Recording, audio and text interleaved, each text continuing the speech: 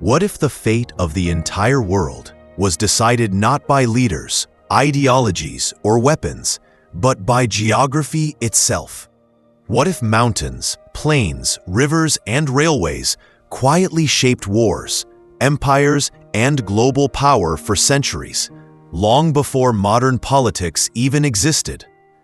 And what if one man was the first to truly see this pattern and warn the world about it? Today, we're diving into the ideas of Halford Mackinder, the most influential geopolitical thinker in history, and the theory that still shapes global strategy today, the Heartland theory. Halford Mackinder did not invent geopolitics, but he gave it structure, logic, and direction. Writing at the turn of the 20th century, Mackinder was witnessing a historic shift. For the first time in human history, the world map was complete. There were no blank spaces left, no unknown lands waiting to be claimed without resistance. Humanity had entered what Mackinder called a closed world system, where every political move in one region would inevitably affect every other. In his famous 1904 article, The Geographical Pivot of History, Mackinder argued that history is deeply shaped by physical geography. He divided modern history into two eras. The first was the Columbian era, beginning with the great maritime explorations of the 15th century. During this time, European naval powers expanded across the globe, dominating trade routes and distant territories with little resistance. Sea power ruled the world. But by the early 20th century, Mackinder believed this era was ending. The world was entering a new phase, one defined not by expansion, but by competition.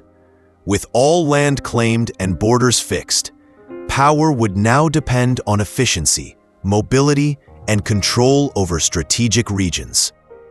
Mackinder challenged the Eurocentric view of history by arguing that Europe did not rise in isolation. Instead, European civilization formed as a defensive reaction to constant pressure from Asia.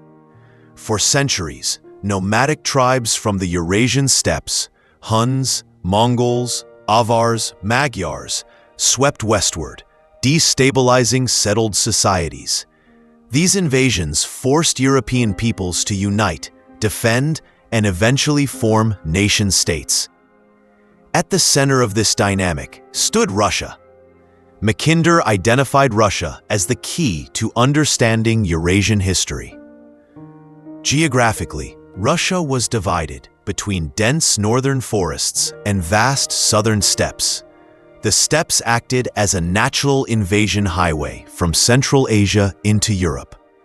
For nearly 1,000 years, waves of nomadic invasions flowed through this corridor, shaping European politics, borders, and identities. However, Russia eventually transformed this vulnerability into strength. By expanding southward and settling the steppes with agriculture and population, Russia absorbed the very region that once threatened it. This shift turned Russia into the dominant land power of Eurasia, the natural successor to the Mongol Empire. This leads us to Mackinder's most famous idea, the Heartland theory. Mackinder defined the Heartland as the vast interior of Eurasia, stretching from Eastern Europe through Siberia, largely inaccessible to sea power. Historically, this region favored land mobility, horses, camels, and later, railways. With the rise of transcontinental railroads in the 19th century, the Heartland gained a revolutionary advantage. Troops, resources, and industry could now move across continents faster than ever, without reliance on sea routes. Mackinder famously warned, "Who rules Eastern Europe commands the Heartland. Who rules the Heartland commands the world island. Who rules the world island commands the world." The world island referred to Eurasia and Africa, combined, the majority of the world's population, resources, and industrial potential. This shift turned Russia into the dominant land power of Eurasia, the natural successor to the Mongol Empire. Mackinder feared that if a single power controlled the Heartland and allied with an industrial nation, it could overwhelm maritime powers like Britain and the United States. This is why he warned specifically about a Russo-German alliance, a land power combined with industrial strength. To prevent this, Mackinder argued that maritime powers must unite to contain the Heartland. This idea would later echo through real-world strategies such as NATO, Cold War containment, and modern geopolitical alliances. Mackinder expanded these ideas in his later work, Democratic Ideals and Reality, contrasting the perspectives of land powers and sea powers. Sea powers, like Britain and later the United States, relied on naval dominance, trade, and global reach. Land powers relied on internal resources, territorial depth, and mobility across land. He also introduced the idea that the oceans themselves had become a single unified strategic space, just as railways were unifying continents. Geography once again was redefining power. Outro. More than a century later, Mackinder's ideas remain hauntingly relevant.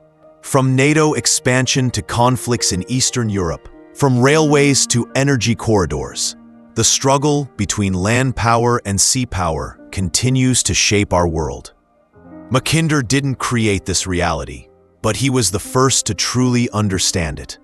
So the next time you hear about global tensions, ask yourself, is this really about politics, or is it about geography?